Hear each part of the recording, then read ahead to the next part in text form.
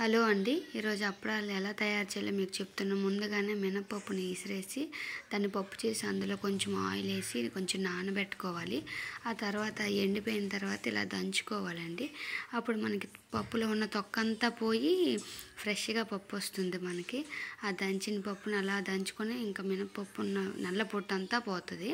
ఇప్పుడు ఈ పొట్టుని చెరిగేస్తాము. ఇదిగోండి ఇట్లా వచ్చింది కదా, ఈ పొట్టుని చెరిగేస్తాం. చేటతో చెరిగేసి ఓన్లీ మినపప్పే వస్తుంది, చెత్త అంతా పోతుంది. ఆ పొట్టు పారేసినాక ఆ పొట్టును మనం ఒక డబ్బాలో అయినా ఎందులోనైనా తీసుకోవచ్చు. ఆ డబ్బాలో ఇవ్వండి.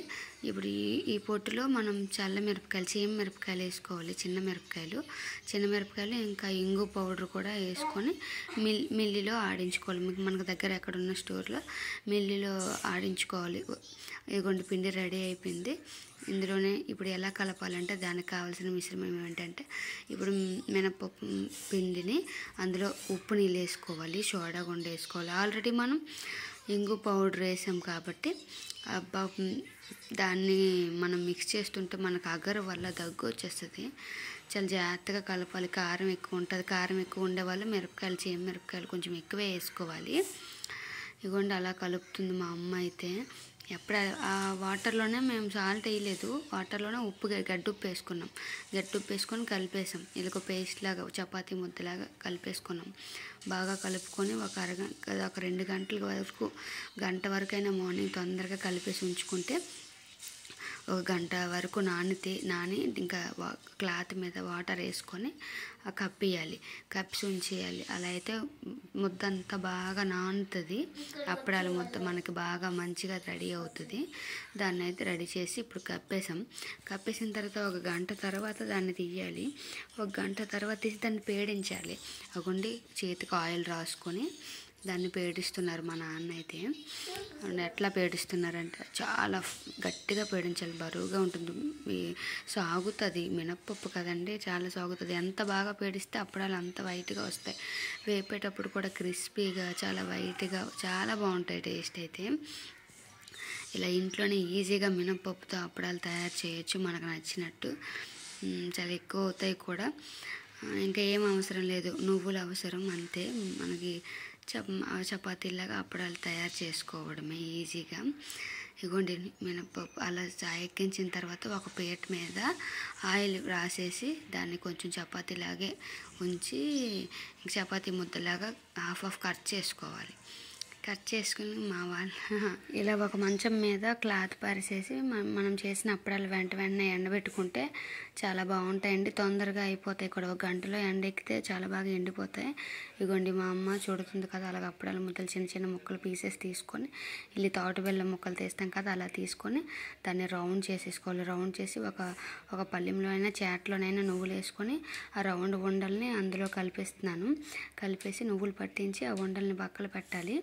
ఆ పక్కన పెట్టిన తర్వాత వరిపిండి, బియ్యం పిండి ఉంటుంది కదా, బియ్యం పిండి పక్కన ఆడించుకొని కొంచెం పీటకి ఏమి ఇప్పుడు ఆ బంక ఏది అంటకున్నా ఆ పీట చిన్న పౌడర్ జల్లుకొని మనం అప్పడం చేసేస్తాము చపాతీలాగే.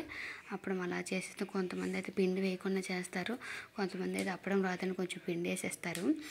అలా ఏం కాదు, పిండి వేసేసినా పర్లేదు, ఎండిపోయిన తర్వాత తీసేసుకోవచ్చు. ఇలా అప్పడాలు అయితే స్టార్ట్ చేసినాము, ఎండబెడుతున్నాము. మంచిగా చాలా బాగా వచ్చాయి. మేము ఏవి చూసాము, చాలా బాగున్నాయి. కాకపోతే పేడించడం చాలా కష్టం. మా నాన్న అయితే ఇప్పుడైతే పేడిస్తున్నారు. అదిగోండి ఒక పళ్ళెంలో పెట్టాం కదా, నువ్వులు పట్టిన పళ్ళెం.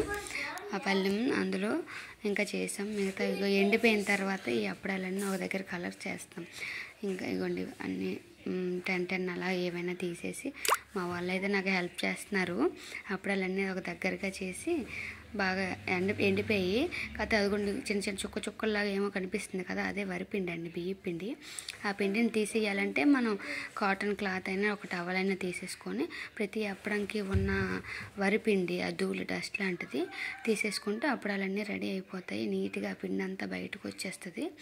అప్పుడు మనం వేపేటప్పుడు కూడా మన ఆయిల్లో కిందన పిండి ఏమి ఉండదు. ఇప్పుడు పూరీలు చూడండి ఆయిల్తో ఎలా పాముతాము, అలాగే ప్రాసెస్ అయితే చాలా ఈజీ అండి. అప్పడాలు పామే వాళ్ళంటే, చపాతీలు బాగా పామే వాళ్ళకైతే అప్పడాలు చాలా ఈజీగా చేసేయచ్చు. నాకైతే ఇష్టం. ఈ ముద్దలు అయితే చాలా ఇష్టం అండి, టేస్ట్గా ఉంటాయి. ఒకసారి పెరుగన్నం తినేటప్పుడు కూడా దాన్ని నంచుకొని మరీ తింటాము. కానీ పేడించడం అయితే చాలా కష్టం అండి. మా నాన్న భయం ఇస్తున్నారు. కొంతమంది అయితే రోట్లో ఆయిల్ వేసేసి ఆ ముద్ద అంతా అంటే ఒక 4 భాగాలుగా చేసేసుకొని కొంచెం హాఫ్ 1/4 అలా ఆయిల్లో వేసుకొని దంచుతారు. ముద్దని రోట్లో దంచుతారు. అది కూడా ఈజీయే. కానీ అమ్మాయిలు ఆడవాళ్ళకి సరిగా కొంచెం పేడించలేమేమో, కానీ మగవాళ్ళు అయితే చాలా బాగా పేడిస్తారు. వైట్గా వస్తుంది. అది చూడండి, ఆ పేస్ట్ ఆ చేతిలో ఉన్నదానికి ఆ బౌల్లో ఉన్నదానికి చాలా తేడా ఉంది కదా. అలా చాలా బాగా పేడిస్తారండి. అలా పేడించడం వల్లే అప్పడం అనేది పొంగుతుంది. మనకు పొంగి మంచి టేస్ట్ వస్తుంది. అప్పడం వేపేటప్పుడు బాగా పొంగుతుంది, బబుల్ లాగా పొంగుతుంది. తినేటప్పుడు అయితే టేస్ట్ ఉంటుంది. ఇంగు ఫ్లేవరు అన్నీ బాగా కలుస్తాయి. ఈ అప్పడాలు అయితే చాలా బాగుంటాయి. మినపప్పు ఇంట్లో ఉంటే ఒకసారి ట్రై చేయండి. ఎలా చేయాలని అడిగారు కదా, ఇది చాలా ఈజీ అండి, అందుకే చెప్తున్నాను.